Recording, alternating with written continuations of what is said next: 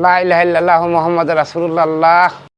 এই মিরো বিল্ডিং, এই মিরো হাফ ওয়াল, কাম ওভার পারে।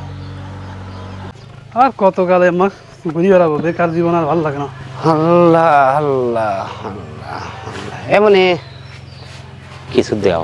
মনে করেন তো ফহির মহিলালি রে, এমনি বেকার জীবন, চাকরি বাকরি কিছু পাইনি।